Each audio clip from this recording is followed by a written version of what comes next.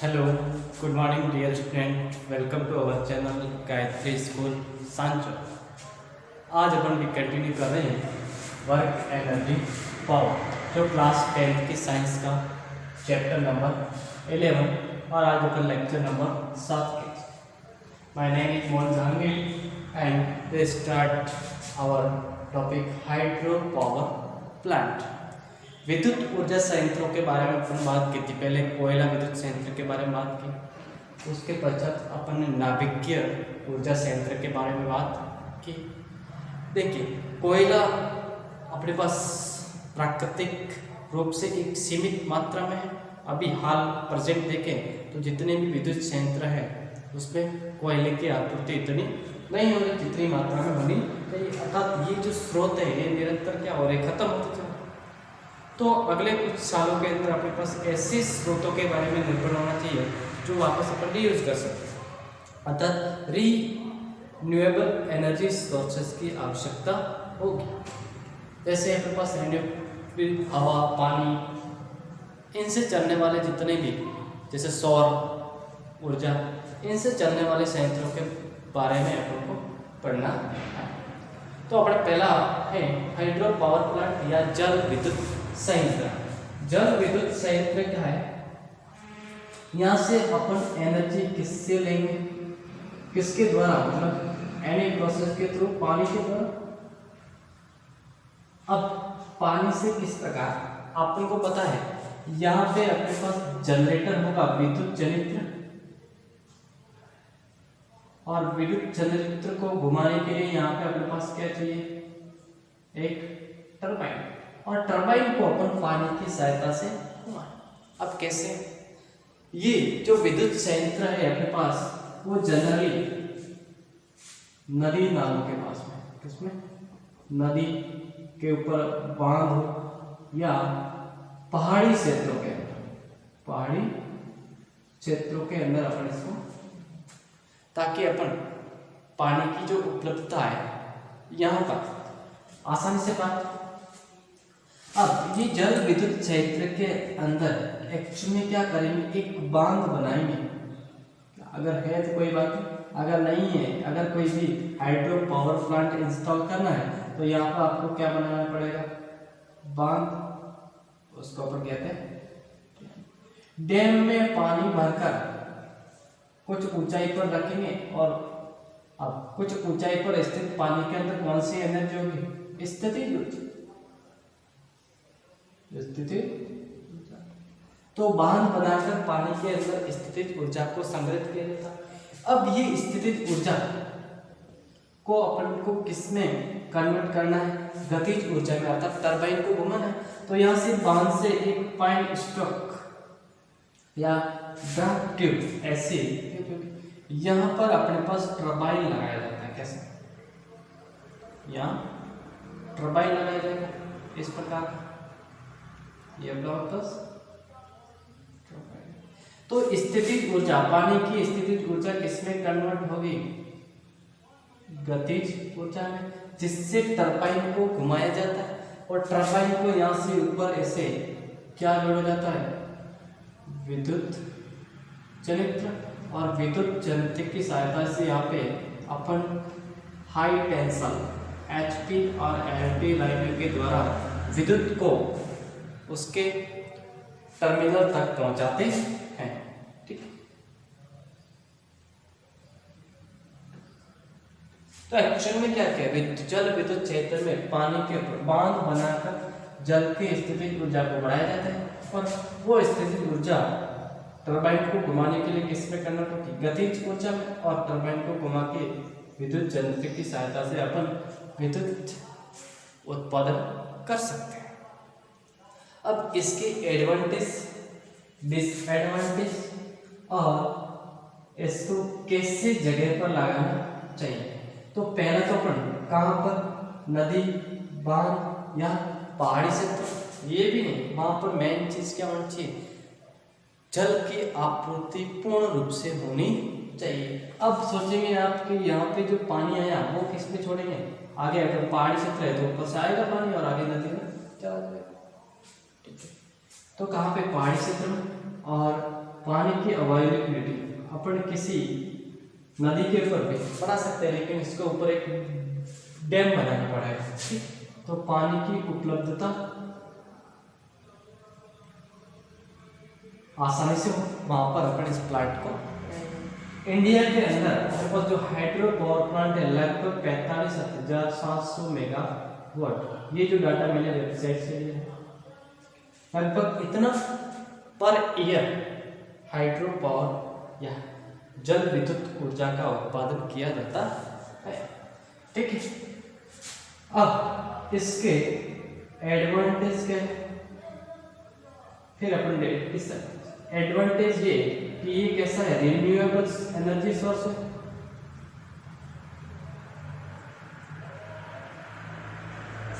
Renewable energy source, अब renewable energy source है, इसका मतलब ये निरंतर जब तक पानी की उपलब्धता रहेगी तब तक अपन इसमें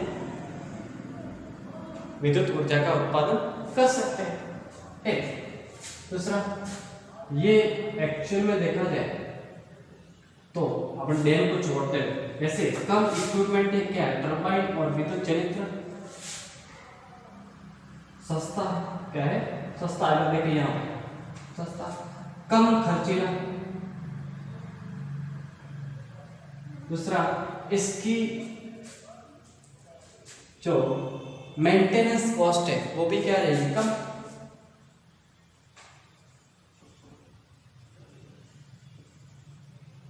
मेंटेनेंस कॉस्ट भी। अब दूसरा डिसएडवांटेज क्या है,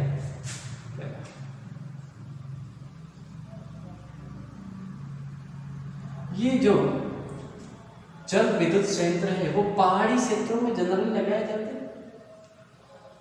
एक तो जो टर्मिनल है उससे काफी दूर लगाया जाएगा, जिससे संप्रेषण लाइन का खर्चा बढ़ेगा। संप्रेषण लाइन को अपन एक टर्मिनल तक पहुंचाएंगे, यहाँ से हाईटेंशन लाइन को संप्रेषण लाइन, तो इसका खर्चा भी बढ़ेगा। दूसरा, जो बांध बनाएंगे, बांध की कॉस्ट क्या रहेगी, हाई रहेगी। और ये स्पेस भी क्या चाहिए, इसमें ज्यादा स्पेस भी चाहिए। दूसरा, अगर पानी की अवेलेबिलिटी नहीं है, जैसे मौसम खराब है, मौसम जैसे बरसात नहीं हुई, तो ये मौसमी हो जाएगा। क्या हो जाएगा, मौसमी, कि अगर बरसात होगी, पानी की अवेलेबिलिटी होगी तो विद्युत उत्पादन होगा, अन्यथा नहीं होगा। तो ये अपने पास कुछ डिसएडवांटेज। और बस इंडिया के अंदर देखा जाए कितने, भाखड़ा नागल सर्वप्रथम कौन सा था, भाखड़ा नागल। दूसरा देखा जाए यहाँ पे कोटा में भी है अपने पास, चंबल नदी पर ये जल विद्युत संयंत्र कुछ है अपने पास। राजस्थान में 4-5 ये जल विद्युत संयंत्र। एक्चुअल में क्या होगा कि जल या नदी के ऊपर, नदी या नालों के ऊपर एक बांध बनाकर पानी की स्थितिज ऊर्जा को बढ़ाया जाता है। जितनी हाइट ज्यादा होगी उतनी ही पोटेंशियल एनर्जी अधिक होगी, और यहाँ से एक केप के द्वारा अपन इसको गतिज ऊर्जा में कन्वर्ट करेंगे। तो स्थिर ऊर्जा को गतिज ऊर्जा में लेंगे, जिससे टरबाइन को घुमाएंगे, टरबाइन को विद्युत क्षेत्र की सहायता से। ये आपको इतना सा लिखा, बाकी के बारे में आपको पूछते नहीं है।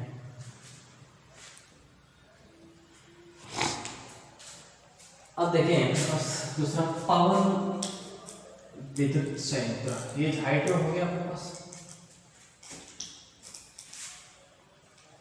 चलिए,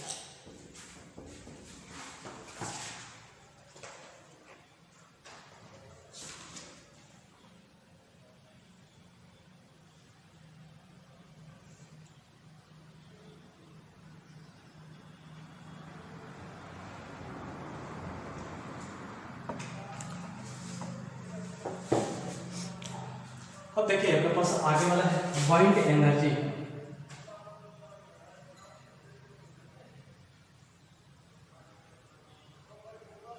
प्लांट या पवन ऊर्जा संयंत्र। अब यहाँ से अपन जो उत्पादन करेंगे बिजली का, वो किससे, हवा से। हवा कैसा सोर्स है, रिन्यूएबल एनर्जी सोर्स। ठीक है, अब हवा से किस प्रकार अपन का काम क्या है, एक्चुअल में टरबाइन को घुमाना और टरबाइन को विद्युत जनरेटर के साथ से जोड़ के अपन विद्युत ऊर्जा का उत्पादन। तो हवा से किसी टरबाइन को घुमाया जाता है। आपने देखा होगा जनरली अपने राजस्थान के अंदर जैसलमेर बाड़मेर के साइड में आने देंगे तो आपको कुछ इस प्रकार के खंभे दिखाई देंगे, ऐसे बड़े से धोरों के ऊपर, और यहाँ पर बस ऐसे 3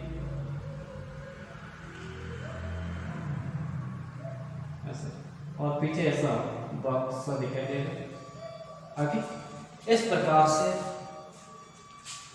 उपकरण होते हैं। इसको वैसे अपन साधारण बात यहाँ लोकल कहते हैं पवन चक्की कहते हैं। क्या कहते हैं? पवन चक्की। इसके 3 ब्लेड्स होते हैं, 3 पंख होते हैं, और इसके पीछे अपने पास टरबाइन लगा होता है, और टरबाइन के पीछे अपने पास गियर बॉक्स होता है। तो इसको मैं ऐसे बनाऊं जैसे यहाँ पे हवा,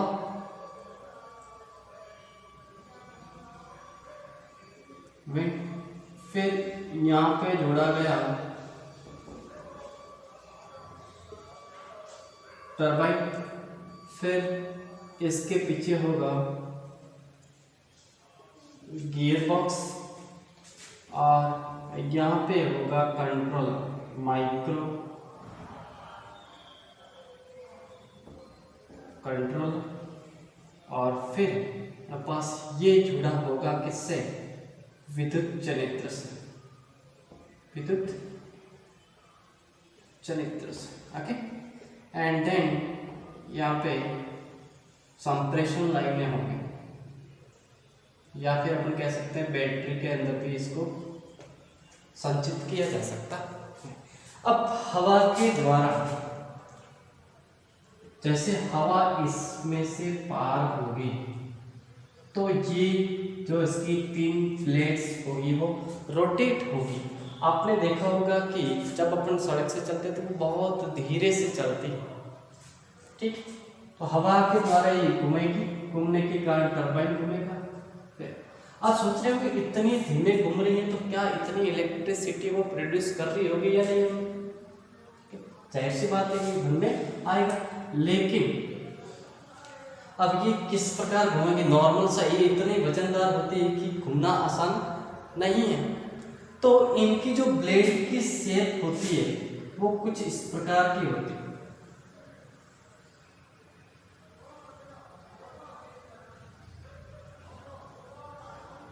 एरोफॉइल से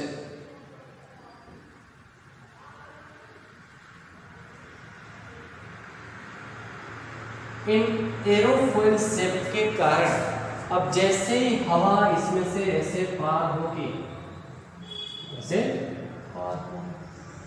हवा पार होने के कारण इसकी ऊपरी सतह और निचली सतह पर जो हवा की वाइंड की वेलोसिटी है वो डिफरेंस होगी। अर्थात ऊपर हवा की वेलोसिटी अधिक है, निचले पर वेलोसिटी कम है। इट मीन्स जहाँ वेलोसिटी अधिक वहाँ पे प्रेशर कम, वेलोसिटी कम वहाँ पर प्रेशर अधिक, और प्रेशर डिफरेंस की वजह से, प्रेशर डिफरेंस की वजह से इस ब्लेड्स पर एक लिफ्ट फोर्स लगता है। लिफ्ट फोर्स कार्य करेगा जिसके कारण ब्लेड को ऊपर की तरफ घुमाता है, तो ये क्या करती है? रोटेट। लेकिन इतना लिफ्ट फोर्स लगता नहीं है कि इतनी स्पीड से वो घूमे। तो ये विंड, ये ब्लेड जब घूमेगी तो ये टरबाइन भी घूमेगी, पीछे लगा टरबाइन घूमेगा। अब टरबाइन के आगे ये स्पीड बहुत ही कम है, तो आगे देखा जाए एक गियर बॉक्स लगाया जाता है। गियर बॉक्स क्या करता है? स्पीड को रिडक्शन या स्पीड को बढ़ाने के लिए। अगर टरबाइन का गियर इतना बड़ा है तो यहाँ पे गियर बॉक्स में एक छोटा सा गियर ऐसे लगा होता है। जैसे ये धीरे धीरे रोटेट तो ये नंबर ऑफ रोटेशन क्या होते हैं? बढ़ जाते हैं, जिसके कारण ये बहुत ही तेजी से घूमता है। ये धीरे धीरे घूमेगा लेकिन ये गियर बॉक्स लगने का नंबर ऑफ रोटेशन, घूम चक्र बढ़ जाएंगे, जो यहाँ ये किसको देगा, विद्युत चलित चक्र। लेकिन अब हवा की स्पीड निरंतर परिवर्तित होती रहती है, कभी कम रहेगी, कभी गिरेगी और कभी चिर भी रहेगी, ठीक है। उस कंडीशन में क्या होगा, यहाँ पे एक माइक्रो कंट्रोलर लगाया जाता है। क्या लगाया जाता है, माइक्रो कंट्रोल। दूसरी की हवा की डायरेक्शन भी चेंज हो जाती है, तो इसके पीछे इस प्रकार का एक उपकरण लगाया जाता है जो हमेशा या निरंतर उसको हवा की दिशा में ही रखता है। अब ये माइक्रो कंट्रोलर क्या करेगा, आपको पता है कि ये टरबाइन से जो नंबर ऑफ रोटेशन है वो यहाँ पे क्या आना चाहिए, कांस्टेंट, अर्थात विद्युत यंत्र पे कैसे मिलना चाहिए, मिलना नहीं पर वो कांस्टेंट, ताकि यहाँ से जो वोल्टेज उत्पन्न हो वो एक नियत वोल्टेज उत्पन्न हो, जिसके कारण उसके लिए अपन को नंबर ऑफ रोटेशन इसमें एक कांस्टेंट होना चाहिए। इसके लिए यहाँ पे माइक्रो कंट्रोलर लगाया जाता और यही अपने पास उसकी स्पीड को गवर्न करता है या उसको मेंटेन करने की कोशिश करता है। अब ये कहाँ पर लगाया जाएगा, इसके जनरली एडवांटेज ही है। डिसएडवांटेज की बात ये कह सकते हैं कि अगर इस पवन चक्की के पास में कोई घर है तो उसको नॉइज पोल्यूशन हो सकता है, या फिर अपने क्या कहते हैं ध्वनि प्रदूषण हो सकता है। बाकी कोई इसकी देखा जाए और एडवांटेज की बात करें तो एडवांटेज बहुत सारे हैं। इसका एडवांटेज है पहला तो इसको स्पेस कम चाहिए, क्या चाहिए, स्पेस कम चाहिए। इसको अपन सड़क के किनारे भी लगा सकते हैं, नदी नाला के किनारे भी लगता है, इसके नीचे से सड़कों भी पास करवा सकते हैं, इसके नीचे खेती भी की जा सकती है। तो स्पेस क्या चाहिए, कम चाहिए। ये एक थोड़ा खर्चीला हो सकता है, क्या है इसका खर्चा क्या होगा, एक का बहुत ही अधिक, लेकिन बाकी की तुलना में क्या आएगा, कम आएगा।